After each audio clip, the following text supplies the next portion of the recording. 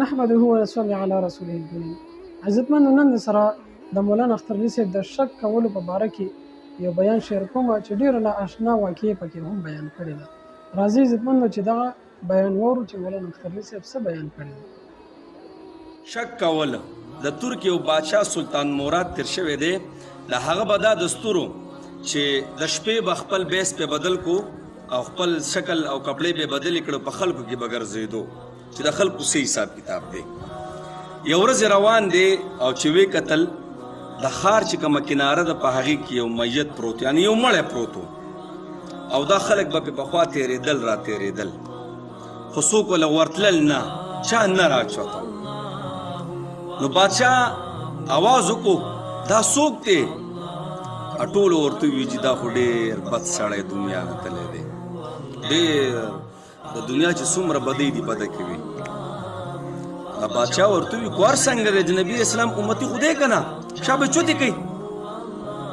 بس ټول خلک راغلل، وروسته ورسره راچوت کو. چې کور ته یې کله راوړلو نو ښځه یې په ژړا شوه او ښځې ژړا شروع کړه. څه وایي؟ ای خاونده زه د الله په ذات قسم خورم چې ته د الله ولي، ته د الله دوست یې، دوست. باچا ورته وایي دا څنګه د الله دوست دی؟ هلته خو دې وایي خلک تښتېدل او خلک له خواله نه راتلل او خلکو وایي چې دا ډېر بد سړی دی، او ته وایې چې دا د الله دوست دی. خو خلکو هم بادشاه نه وپېژندلې او دې ښځې هم دا بادشاه ونه پېژندو.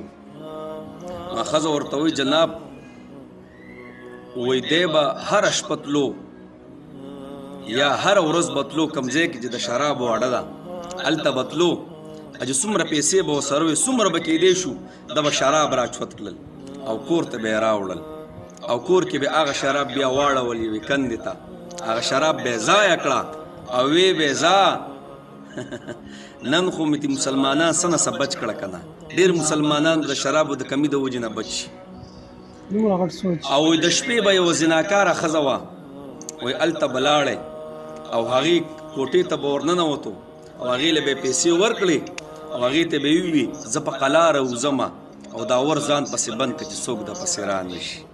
نو هغه کوټه چې به کله بنده شوه، کمره به بنده شوه، خلکو خو به دی ولیدو چې دی ورننوتو، نو بیا به یې هغه ښځې له پیسې ورکړه چې ټوله شپه زما ده، خو ځان ته به څوک پرېږدي نه، بس دا ور بند کړه.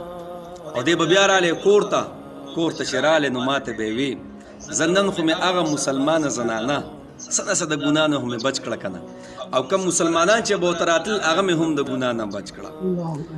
نو وایي ما ورته وي خاونده داسې ورځ به راشي چې ته به مړ پروت یې او تاله به څوک خواله نه درځي او دا ټول خلک به وایي چې دا د معاشرې ډېر بد سړی دی او خواله وله نه ورځو.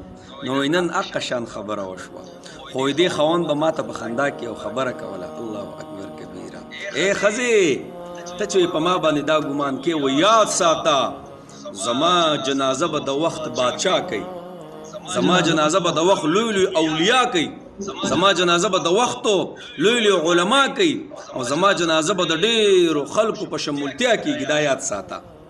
هغه بادشاه داسې مخې ورته ښکاره کړو، ویې وي چې زه سلطان مراد یم، بادشاه یم، سبا به دا موږ په خپله لامبو، په خپله به ورله غسل ورکو، په خپله به ورله کفن ورکو او په خپله به یې جنازه کو، ټول علما به د په جنازه کې شریک شي. نو غرض مې دا دی جیب شک په چا باندې نه کوو، ښه ډېرې خبرې او د ښځو د خاوند د رشتو کې هم نن سبا ډېر شک راغلی دی، داسې دوستانو کې، داسې یارانو کې، داسې مور او پلار او داسې وروڼه خویندې شک په نه کوو چې تر څو پورې تصدیق نه شوی دی یو خبرې، نو د شک په بنیاد باندې به فیصله نه کوو. نو بس بیا ورله جنازه وکړو، خطرنه جنازه ورله.